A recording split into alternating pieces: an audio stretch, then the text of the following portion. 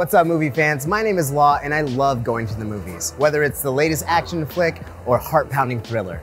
There's something about the smell of popcorn and seeing trailers on the big screen that makes it one of my favorite pastimes to do with friends. But today, I'm excited to be going to the movies with the director of the newest Lionsgate film, Knives Out. That's right, Rian Johnson.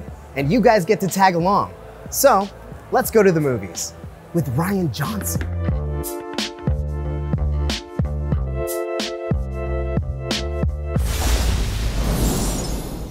Rian Johnson, thank you so much for joining us. Thank you for having me here. Now, for folks who are not familiar or maybe not seen the trailer yet, can you tell us a little bit about the story of Knives Out? So Knives Out is a Agatha Christie style whodunit, but it's set in modern day America. So it's got a big fun cast. It's fun, but it's not like a straight comedy. It is like a real whodunit mystery. If you like those old Agatha Christie movies, this is like an update of that. As we are standing under this mural of Hollywood icons, can you tell us a little bit about what inspired you to make Knives Out? Well, it did all come from my love of Agatha Christie's books, but also from the movies that have been made of her books. And for me, when I was a kid, I was watching the big all-star extravaganzas from like the early 80s. So the ones where Peter Ustinov played Hercule Poirot, and you had like David Niven and Bette Davis in them, Mia Farrow. They were just these all-star events. And they were really fun and kind of self-aware, and they were good mysteries. That was kind of the sweet spot we were aiming for with this. Yeah, with movies like whodunit, that genre itself, were there any tropes or things that you had to make sure that you put in there? Absolutely. Well, you need a murderer, and you need a murder. You need those two things.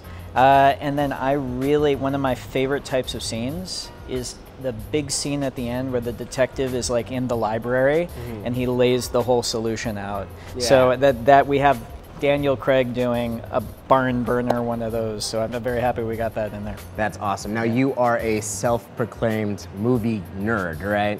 Is there any memorabilia or props that you may have taken or wanted to take away from the Knives Out set? Oh, well, I took a knife. You did? Yeah, I don't know if a knife counts, but there's a gorgeous, beautiful, like, stiletto-style knife. Are you baiting me, detective? Attempting to be thorough so we can figure out the manner of death. You mean if someone killed him? You think one of us, one of his family, killed him?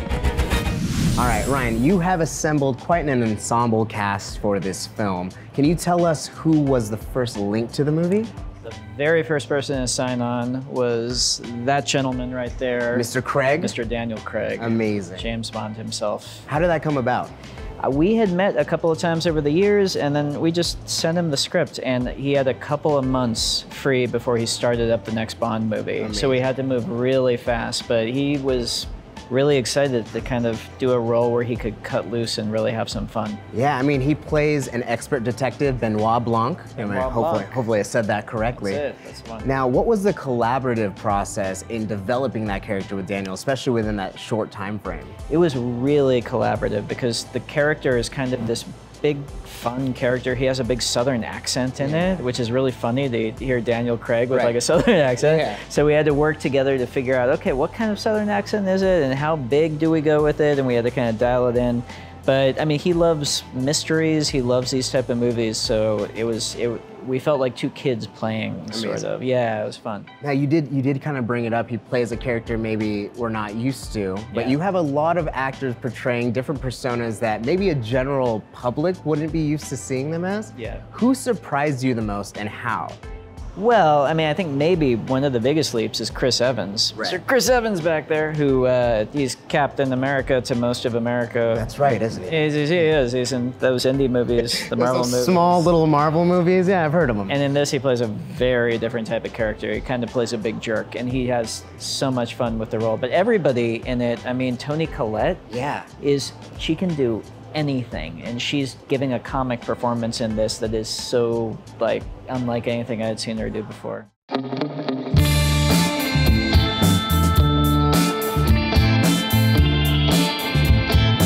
All right, Rian, now going to the movies isn't just about seeing the film, it's about the snacks. So I gotta ask you, what is your favorite AMC movie snack? Okay, so I worked in the movie theater as an usher when I was in high school. What you do take Milk Duds. You don't just eat the Milk Duds. You take your popcorn. You pour the Milk Duds into the popcorn. Ooh. The combo bite. I like that. Of getting a little bit of popcorn and getting the Milk Dud. Try this with me now. I will do this. You ready with it? You ready for this? Cheers. Cheers. Yeah, I can get down with that. All right. Yeah. All right. Now that we are on the topic of snacks and flavor profiles, we're talking savory, sweet, or sour. Which flavor profile best fits the plot of Knives Out? Knives Out is mostly sweet, a little bit of sharpness to it. Ooh, sharp, like cheddar. I like it. Yeah. Like a knife. The night of his demise, the family had gathered to celebrate your father's 85th birthday. And your son, Ransom, did he attend as well? Yes, but he left early. I think Linda was upset. Walt would get a little Irish courage in him. He'd get into it with Harlan. What? Richard said what? So we are sitting in one of the auditoriums here at AMC Theatres, and we get to enjoy some of the newest trailers that come up on the screen. Now, as a writer and director of Knives Out, can you tell us what the process was like in terms of like creating the trailer? I mean, for a whodunit, you gotta be kind of particular about what ends up in the cut, I bet. Yeah, and I mean, I hate when trailers give anything away at all. I'm torn because I love a good trailer, but I also kind of hate that I'm seeing the best parts of the movie. Especially with a whodunit, you gotta be really, really, really careful in terms of what you give away and what you don't.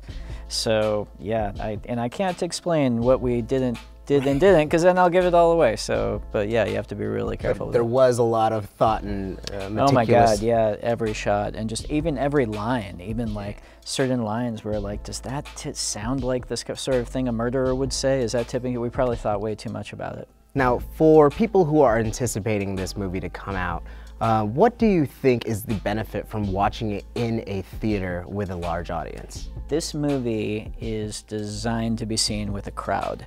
It's not even about like a big screen spectacle or the sound or anything. It's about seeing it with an audience, because this movie it's funny. It's a whodunit. It's got twists and turns that you won't see coming, and it's so much fun seeing it with a crowd and hearing people kind of like gasp and react to what's on screen. It's a completely different experience with a big amped up crowd of people. So all that being said, controversial question, what do you feel about people who talk in movie theaters? I mean, if it's the right kind of talk, if it's like, it's just involuntarily shouting, don't go in there, like, I love that to death. If someone's having a conversation about where they're going to dinner after the movie, not so much. But yeah, but that's the whole thing with the crowd, is like getting that interactive kind of experience, and the guy with the funny laugh behind you. Like, I don't know, that's part of the whole thing. It's part of what's fun about going to the movies. Yeah, you just snuck into a screening that's currently happening, right? I poked my head in just to see how it was playing. What was the reaction like? Tell us. It's playing good, man. It's playing fun. That's the proudest thing in the world, when you can tell an audience is having fun watching a movie. When they're vocally expressing how much they're into it, nothing better than that, man. It's so good. And you can see it at AMC Theatres. That's what I hear. There you go.